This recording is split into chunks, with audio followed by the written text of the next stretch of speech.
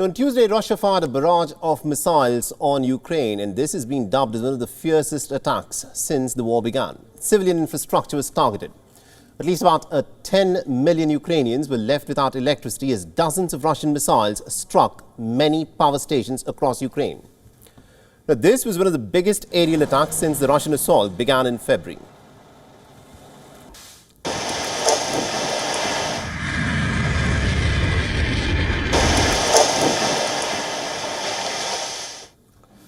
The Ukrainian Defense Forces also activated their air defense systems. Kiev launched the Soviet-era projectiles in several directions to fend off the Russian assault. Now, Ukraine's defense ministry posted this video and claimed to have shot down an estimated 73 Russian cruise missiles.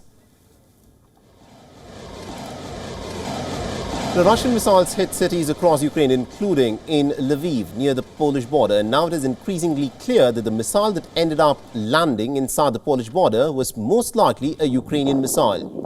Russia, which invaded into Ukraine in February, immediately came under suspicion, but both Poland and NATO, however, made it clear that there was no Russian hand in the missile strike that fell in Poland. It was probably an S-300 rocket made in the Soviet Union, an old rocket, and there is no evidence that it was launched by the Russian side. It is highly probable that it was fired by the Ukrainian anti-aircraft defense and unfortunately fell on our territory. Our preliminary analysis suggests that the incident was likely caused by a Ukrainian air defense missile fired to defend Ukrainian territory against Russian cruise missile attacks. But NATO chiefs squarely laid the blame on the Russians, even after categorically stating that the missile which landed in Poland had nothing to do with Moscow, a statement where one after another NATO allies appeared to be on the same page. The tragic incident in Poland last night is ultimately the result of Russia's aggression against Ukraine. That is the only reason why it has happened, and it would not have happened otherwise. One thing that's certain is that the loss of life in Poland was a consequence of Russia's latest indiscriminate attacks on Ukrainians. Russia firing a barrage of missiles during the G20 summit, which they were a part of, proves their reckless behavior and their blatant disregard for the international system. It's important that at the same time we all make clear and have made clear that all of this wouldn't have happened without the Russian war against Ukraine, without the missiles that are now being fired at Ukrainian infrastructure intensively and on a large scale. We all know that Russian reckless use of force across Ukraine is illegal and immoral. We also know that that reckless use of force is dangerous for the region. The missile strike in Polish territory is deeply concerning. Meanwhile, the NATO allies have said that they'll wait for a full probe before concluding the origins of the missile that struck Poland and also ended up claiming 2 innocent lives. But the West has made it clear that there is no Russian hand. So much so that even Moscow is quick to appreciate the West. In an official statement, Kremlin lauded Washington's measured response. This after the US President Joe Biden said that it was unlikely that the missile which shattered the calm in Poland may have come from Russia. But the Ukrainian president was, of course, quick to point out that this is most likely to have come from Russia because, remember, Zelensky has never lost an opportunity to slam Russia and laid the blame on the Russian forces, and said that the striking of a site in Poland is a very significant escalation in the war. Hitting missiles on NATO territory. This is a Russian missile attack on collective security. This is a very significant escalation. We must act. And I want to say now to all our Polish brothers and sisters, Ukraine will always support you. Terror will not break free people. Victory is possible when there is no fear. You and I don't have it. Now, ever since Russia's special military operation started, Zelensky has been warning Europe that President Putin will not stop at Ukraine and the war will eventually spill over. And he found the Polish incident to train his guns in Moscow. But for now, though, the world can, of course, take a collective sigh A war is a dangerous game. A small miscalculation can in fact lead to some serious responses from both sides. An escalation which could have risked drawing NATO directly into the conflict. Remember, we are talking about the world's most potent militaries, which are armed to the teeth with weapons of mass destruction. The Polish missile incident also shows that it is high time that peace should be given a chance.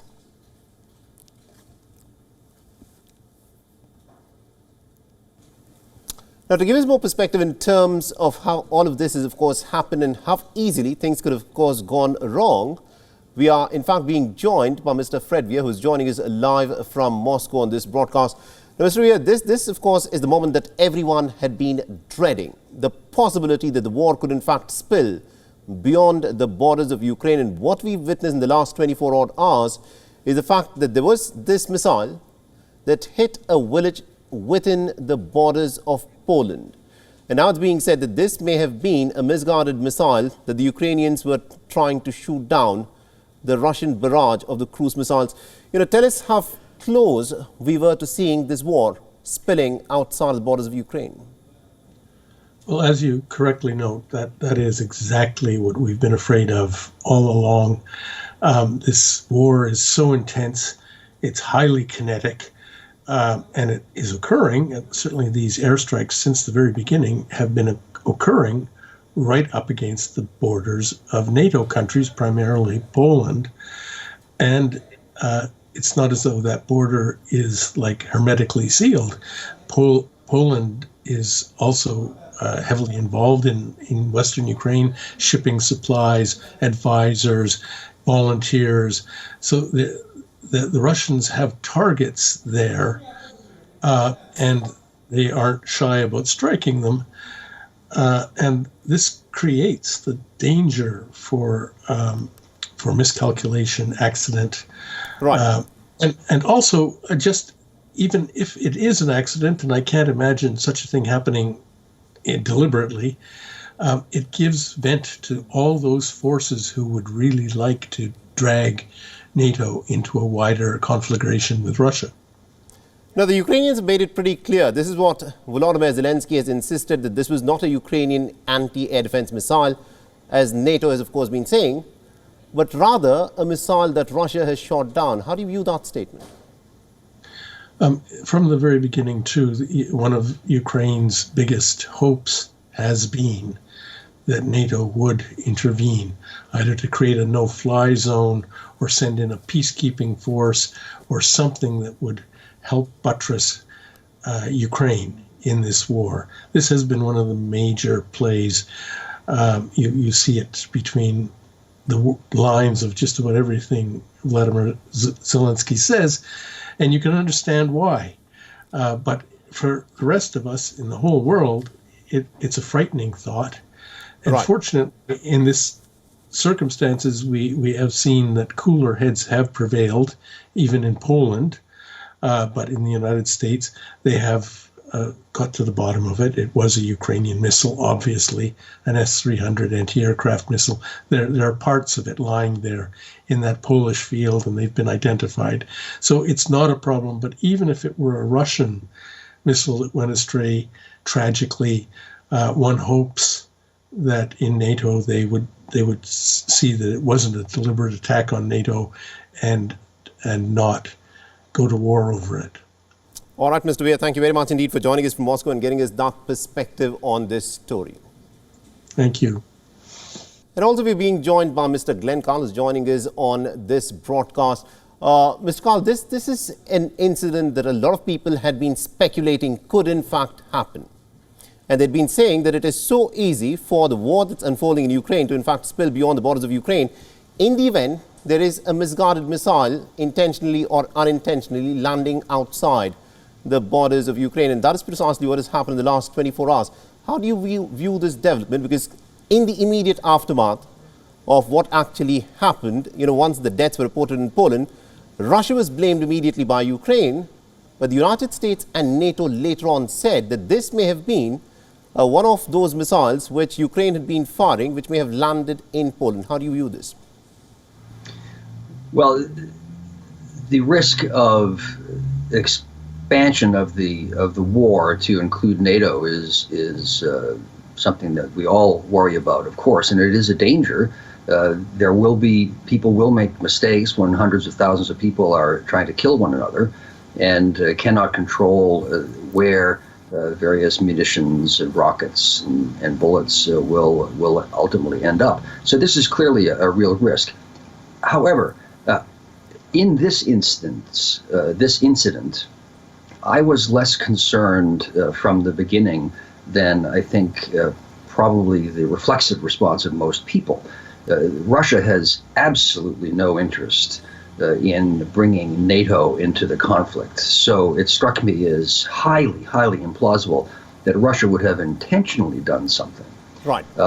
Now, the Ukraine has a motivation, as the previous speaker pointed out, of course, to bring NATO in.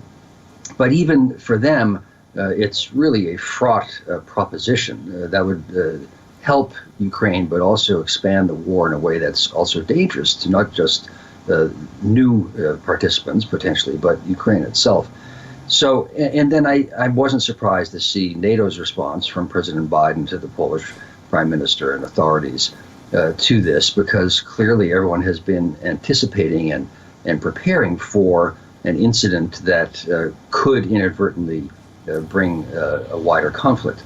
So I didn't see any of this as likely to expand the conflict, and it has been quickly established that it was an errant missile. So the danger remains for all, but in this instance, I was not especially concerned that it would expand the conflict. Absolutely, indeed, Mr. Karl. It's good to know that the cooler heads have in fact prevailed in terms of what has unfolded in Poland. But the fact is, due to the nature of this conflict and also because of what Russia has been doing in the past, where Russia has said that it will target any kind of weapons and ammunition that are being supplied by the West into Ukraine, those will be targeted. And a lot of people have been speculating that possibly this missile attack was in fact intended at such a transfer of ammo from the borders of one of the NATO nations into Ukraine. Do you think that is likely what has happened? I don't. No. I mean, it is sensible in a way that the Russian leaders would threaten to or characterize as legitimate targets munitions and supplies coming from other countries to Ukraine, because Ukraine is using them to fight against the Russians. That makes sense. But the Russians have the same dilemma that the United States had in Vietnam, for example, which is it was very clear that the Russians and the Chinese governments were providing weapons and, in fact, fighting personnel, just in different uniforms, against the Americans. But the Americans decided that to respond directly to that risked widening the war to such an extent that it was more dangerous and harmful to do that than to turn a blind eye. The Russians are in a similar dilemma. The last thing they want is NATO involved. So I would see surreptitious actions as more likely, the kind of Nord Stream 2 mysterious explosion in the North Sea, or covert actions to hinder, but nothing that could be directly tarred. I just don't. Vladimir Putin is a rational actor, and that would be a senseless thing to do, to create more problems for him. Absolutely, indeed. Thank you very much indeed, Mr. Glenn Clark, for joining us and getting us all those updates there. WION is now available in your country. Download the app now and get all the news on the move.